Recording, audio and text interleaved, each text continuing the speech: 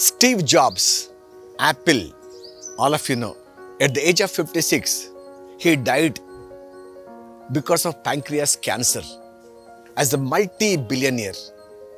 When he was in the hospital, he was trying to introspect his life. He said, I have been the founder of Apple, name, fame. I had been in every television, every social media, every newspapers, big fan base, so much money in the bank and palatial bungalow. I have achieved whatever I really wanted to. And people, when they talk about computers, mobiles, they know my name. Such a great achievement. But when I'm lying in the hospital, all alone, on the bed, I can only hear the tick, tick, tick sound of that ECG machine. There'll be people who can drive your car. He said, there will be no one who can take your illness from you, your sickness from you. And I had been chasing mirages all my life. Whether you wear 20,000 watch or 300 rupees watch, it will show the same time.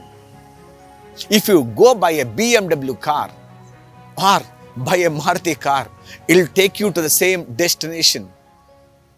If you go by business class or economy class in the aeroplane, you will finally reach the same place. Whether you live in a palatial bungalow or in a hut, the relations, the people at home will be the same. Whether I eat in a 5-star hotel or sit in a small wayside dhaba and eat, the food is the same and my stomach can only digest so much. But why do you think I had been running all this? And he said, there's not even 1 second, 1 minute, 1 hour, 1 day I can get extra when my time is up. So we all get only one chance to live this life. You must live life king size, that too in every aspect, in terms of growing up in a profession, in terms of making a lot of money, in terms of having good friends, in terms of contributing to the society, in terms having a good family and relatives, in terms of looking into yourself, spiritually getting connected to the Almighty. He said, when you grow, when you get connected all sides, it's like that wheel which will move on the track. If not, if something is going much ahead, something is little lacking, and every time the tire is rotating on the road, it's going to give you a big jerk.